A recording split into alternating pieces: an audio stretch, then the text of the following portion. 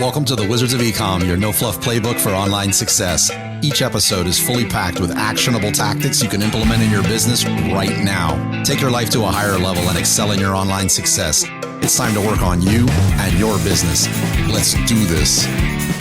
Hi everyone, welcome back to Wizards of Ecom. My name is Naomi and I'll be your host for today. We have none other than the awesome Shash Singh joining us. He's founder and CEO of Links Digital, an agency that helps sellers generate 7 to 8 figures in sales revenue due to YouTube advertising, and also over the past 5 years has become one of the leading YouTube ad agencies. Shash, welcome to the show. Yeah, thanks for having me on the show. It's a pleasure, and yeah, I'm glad to help you guys out with YouTube ads in any way I can. Amazing. Thank you so much.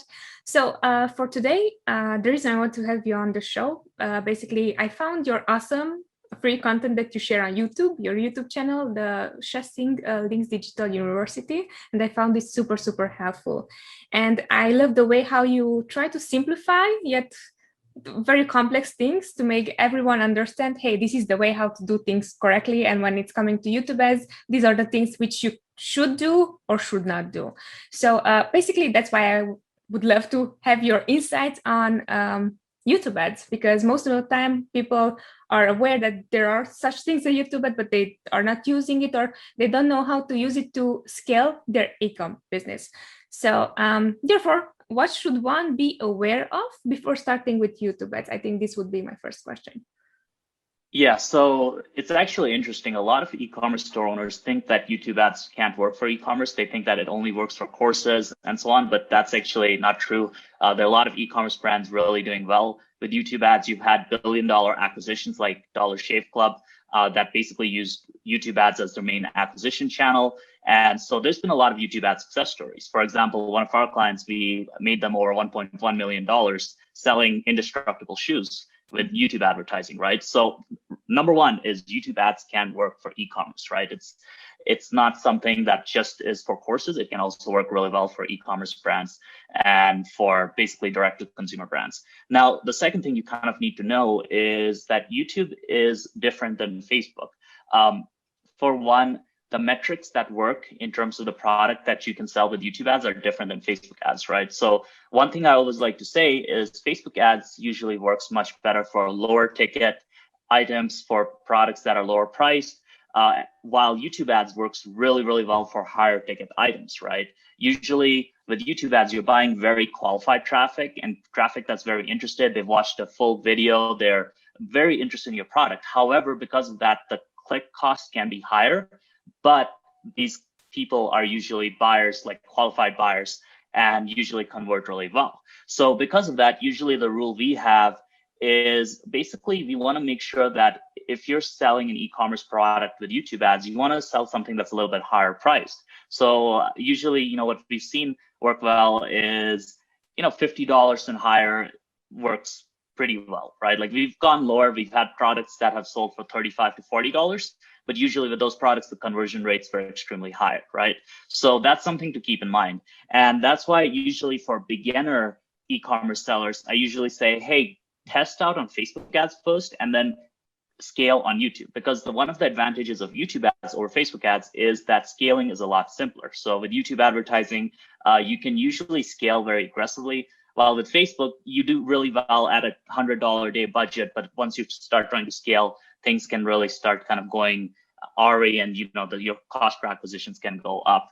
So yeah, hopefully that kind of helps answer a couple of questions in terms of what you should have in terms of a product before you start doing YouTube ads.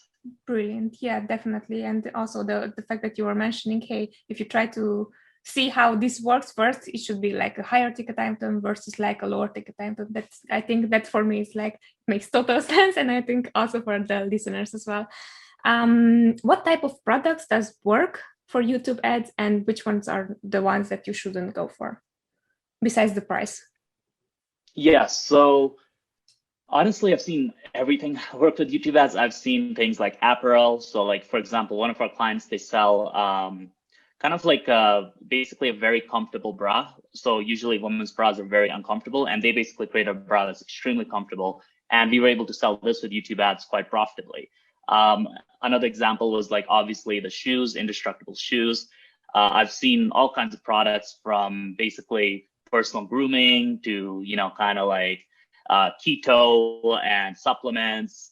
Honestly, I don't really think there's anything that won't work with YouTube ads. It's more that you need something that solves a clear pain point, right? So that's the one thing I will say. The only times I've struggled with e-commerce YouTube ads is when a product doesn't really solve a clear pain point, and then it's been really hard to sell that, right? Because people, they're on YouTube, they're watching YouTube videos, that you're interrupting them, right?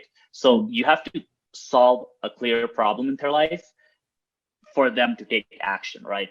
Because with Facebook ads, oftentimes they're just scrolling through basically the newsfeed, right? And because of that, the barrier to go click on something is very low. So we look at something on Facebook and be like, oh, that kind of looks cool. So Facebook often does really well with curiosity-based basically products, right? So oftentimes on Facebook, you can sell something that's very kind of like, oh, this looks cool. It's a cool gadget. It doesn't really solve a huge pain point, but it's cool. It's $15. I'll buy it.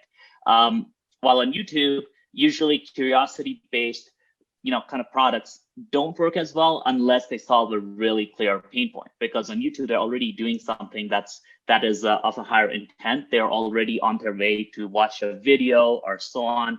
And because of that, they're only gonna really go and buy something if it solves like a clear pain point. Otherwise, they're just gonna keep watching the video that they're watching. So that's something to keep in mind. You want to really have a clear pain point that you're solving. And I mean that in marketing in general, you always want to have a clear pain point you're solving for.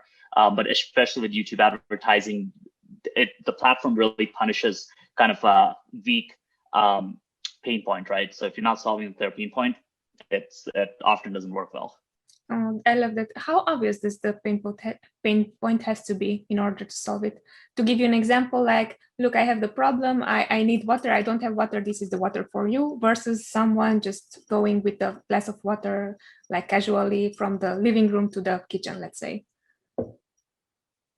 Yeah. So, for example, I'll give you an example of what hasn't worked well. So, what I've really struggled with selling is furniture. So any kind of like basically like, let's say, like interior design furniture, right? Where it looks really cool and it's kind of like, oh, it looks like it would fit in well in a really cool house, but realistically, there wasn't a very clear pain point, right? So what I think would have worked better in terms of selling furniture is, for example, if you're selling a chair that helps you with back issues, right? So that's like a very clear pain point. Or a chair that helps you stay comfortable while you work very long hours. So those are things that will work well, while something that's just like, oh, this looks really cool and it could potentially make your room look much better.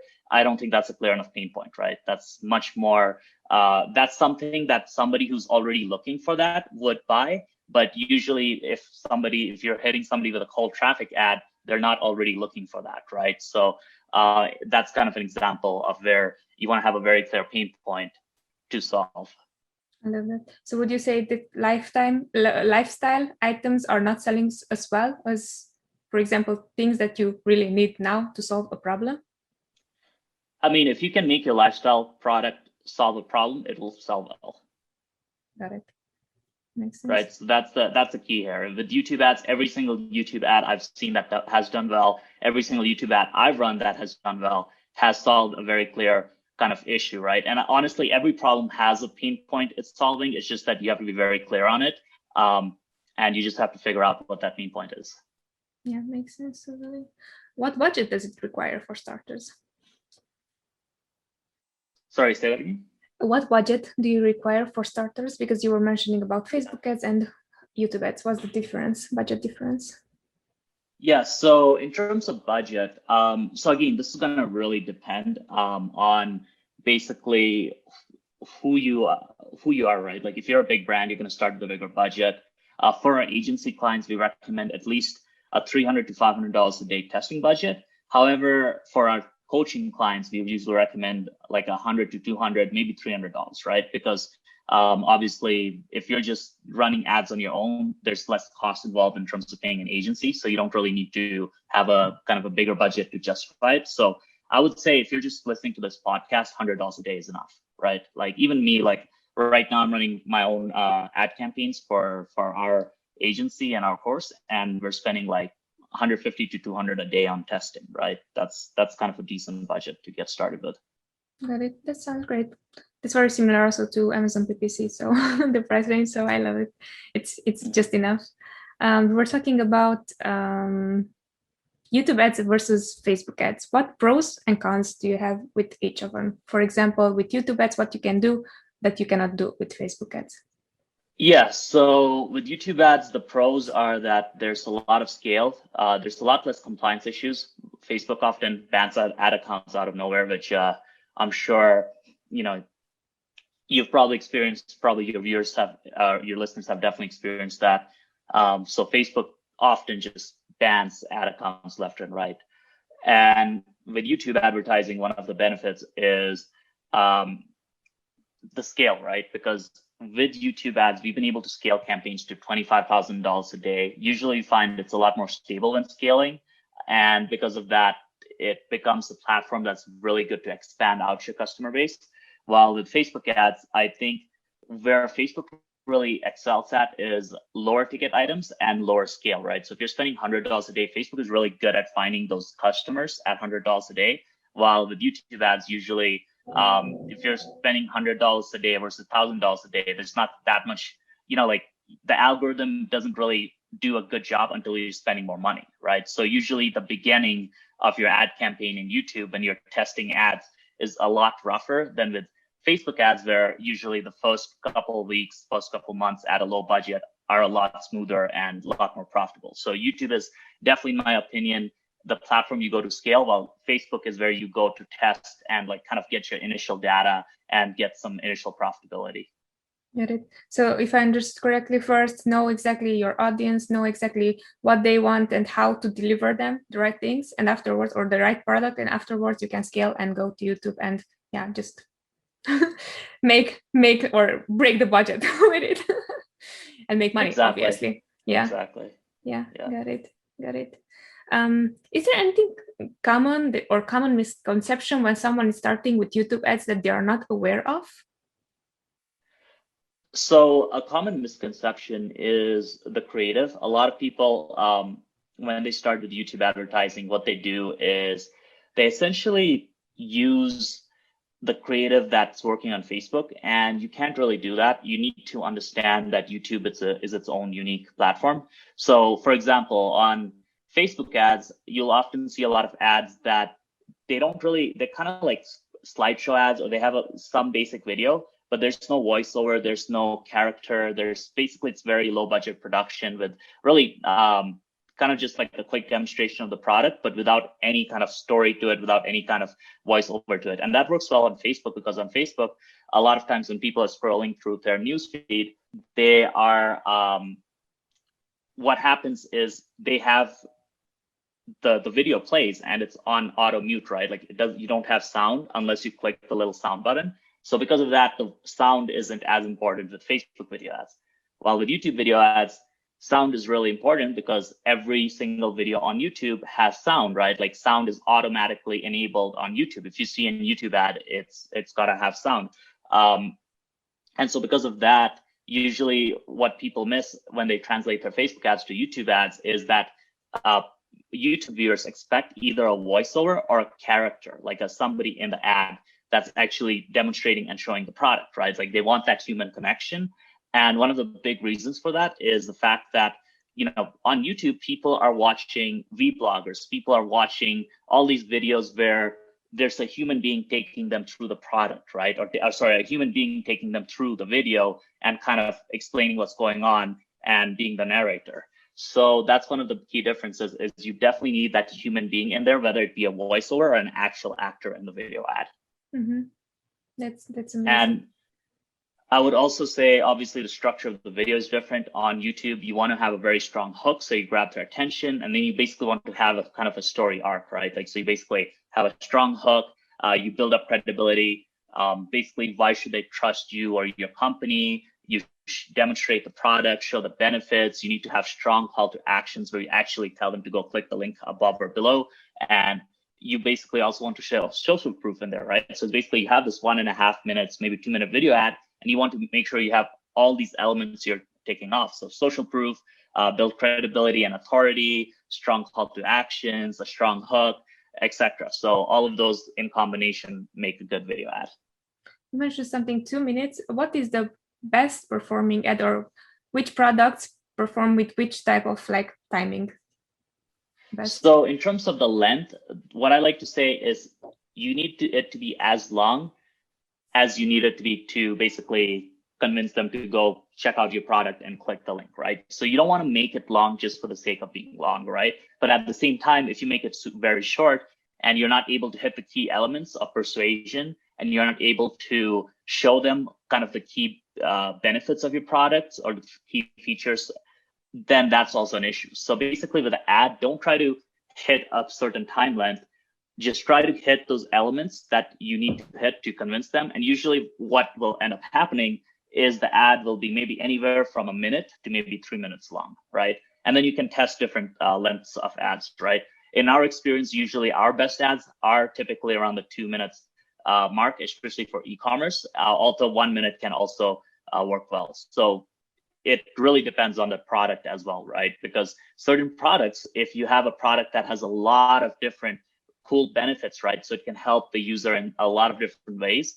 The ad might be a bit longer because you kind of need to show them all of the things that this product can do for them. While for other people, if the product is very simple and it has a very clear pain point at solving, the video ad could be a minute long and perform really well. Totally makes sense. Yeah. By the way, I just like also shoot a very like unprofessional with my phone with a video for our Amazon channel, you know, and it was like our cat and he was like purring, and it's like you want to listen to all those 40 seconds, you know, it's like it's just a simple cat purring, you know, what is it's very like insignificant, as you would say, but you want to stay there. So it's like nothing, you know. So definitely I can relate to what you were saying. If you're hitting those like the most important pain points and persuade people enough, you know, just enough, they will still stay there with you. So yeah, definitely I agree with what you're saying. You are talking about creativity and scripting. How do you creatively script and shoot a YouTube video? Yes, so in terms of scripting, so one of the recommendations I have with scripting is, number one, you need to follow structure, right? And the structure I like to follow is you want to have a very strong hook, grab their attention. You want to build authority and credibility. So why should they listen to you? So for example, if you're selling kind of let's say a product for cleaning windows, right? Just because I'm in front of a window. So you may want to start off with basically a hook that's like, hey, are you tired of dirty office windows in your office building? And do you want to solve this problem forever? Hi, I run the window cleaning company, and we've solved window cleaning for hundreds of clients, right? So basically you kind of give them some sort of authority that's, you know, it's like, yes, hi, we run this window cleaning company. We've won the award for best window cleaner company in the world, right? So at a certain point in the video, it doesn't have to be right after the hook, but you do want to build up the authority and credibility at some point in the video, right? Whether it be either science backing up your product, whether it be some sort of award your company has won. Basically, you want to make sure that's somewhere in there.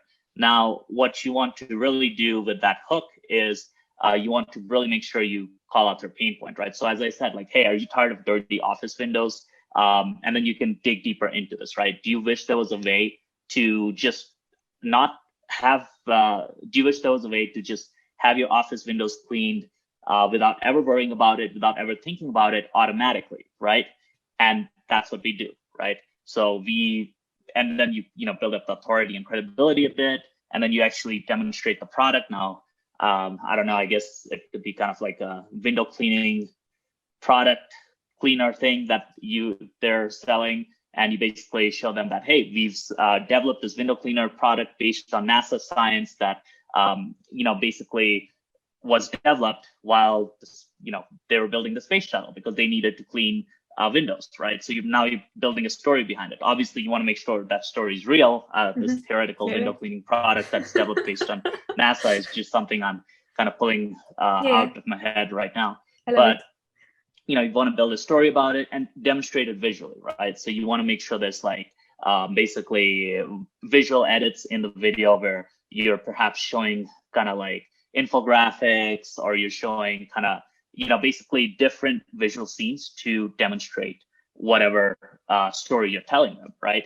And then once you've kind of shown them how this product works and the benefits of the product, this product is proven to clean Windows 50% faster than competition based on research, and basically other benefits, and then really figuring out what their ultimate pain point is. Why do they want clean Windows, right? So then speak to that, right? Like, I know you want clean Windows because you bring in these clients and they're paying you a lot of money and they see these dirty windows and they question your professionalism, right? So then you dig into what actually is the real reason they want clean Windows, right? So you don't just want to look at the surface pain point, which is clean Windows. You want to dig deeper in and figure out what the issues are there, and then you can make the ad to speak to that.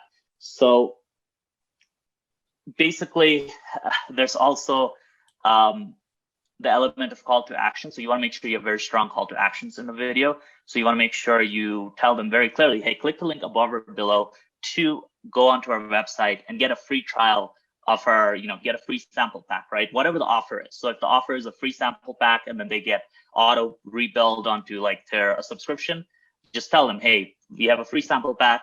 All you got to do is click the link on the website and go scroll down below and you'll see our reviews and you can go click and get your free sample pack today. So you want to make sure you have at least 2 call to actions in the video, add in some social proof at some point as well. So basically telling them, hey, this hasn't just been used by us. We have over 10,000 happy customers. Here's all of our Amazon reviews. Here's our reviews on our Shopify store. So you can basically embed the reviews into the video, right? Like have a little scrolling portion where you just show all the reviews you have, and then have another call to action to close it out, because you want to always have at least 2 call to actions where you verbally tell them what exactly they need to do. So obviously that's kind of an oversimplification, but a big part is you want to have those elements, those core key elements that I mentioned. But then you also want to use your creativity, right? Creativity is huge. So you want to sit down with the team members and just brainstorm ideas, right? Like you really want to invest into your video ad, because the number one key to success with YouTube advertising is a really great video ad. Mm-hmm. Definitely. Oh, I love it. You're sharing the awesome, like golden nuggets. You were mentioning something super important at the beginning. Are you tired of blah, blah, blah, blah? And then you offer the solution. There, my question would be, because there are these 2 pain points, like something that you love or something that you hate. I love this, therefore I avoid blah, blah, blah, and then buying the product. Or I hate this, therefore I'm going to solve this problem. Have you tested both these, like love versus hate? And what's the findings if you did? Yes, I mean, you want to test both. I would say, for example, for indestructible shoes, it was definitely kind of a more of a pain point, like hate kind of thing. Like, are you tired of basically not being able to find work shoes that are comfortable? But I've seen other ads where it's more, I guess, positive. Usually, I would definitely say start out with something that, with a hook that just grabs their attention in whatever way, right? Whether it be positive or negative. Sometimes you can say a statement that's like, hey, do you want XYZ? And that will grab their attention and they'll want it, right? And that's for products where you're really focused on a gain. While there are other products that are just purely focused on solving a pain point, right? There's like, so for example, if I'm selling an Amazon FBA course, right?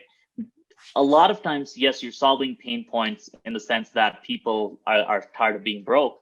But in many cases, if you go with the angle of, hey, do you want to earn an extra, income that can kind of allow you to travel the world, that's going to work very well, right? Because there's like a very strong gain, right? And a lot of people in that situation where they're kind of considering an Amazon course, they don't necessarily feel like they have a huge pain point. So like that initial attention grabbing hook is going to be the gain. And then you can like dig into the pain points later on in the ad or in the video sales letter or in the webinar, right? So you can go with either angle, right? You can start with like the potential gain, like that they're really interested in, or you can also, if you have a product that just solves a clear pain point and it's like literally like they're just annoyed by something and they just want to solve it. In that case, it's just better to just start with like, hey, are you annoyed with this problem? Do you want to fix it? And then they'll want to fix it, right? So it really depends on the product and offer. Definitely love it.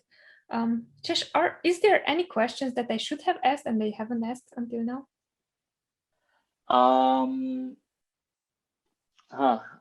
Let's see. We've talked about kind of the products, talked about that, the creative, talked about the budget.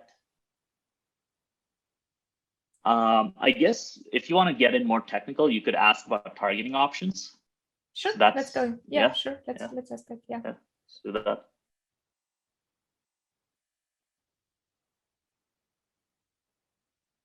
You still here? Yeah, I'm here. Okay. Targeting options. Okay, let's ask. Okay, what are the targeting options? Sorry, it was like I thought that you were frozen. No. Okay. So in terms of targeting options, that's one thing where YouTube's extremely powerful. One of my favorite targeting options is custom audiences.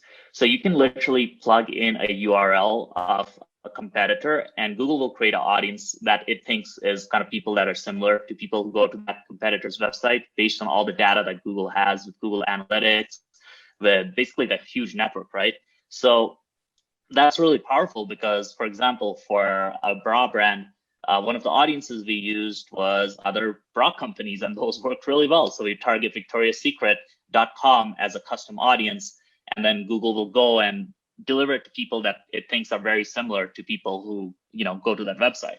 So custom audiences are incredibly powerful. There's also in-market audiences, which is basically people who are searching for certain products. So basically Google has these audiences of people that it thinks are interested in certain products. So those have worked really well. I've also seen audiences work really well that are basically placements. So targeting specific videos on YouTube. So if you are selling a beauty product, you can literally run your ad on a beauty YouTuber's channel, right? So let's say, a certain beauty YouTuber is, she's very popular amongst your fan base. You can run ads on her channel and basically your ad will show up in front of her videos.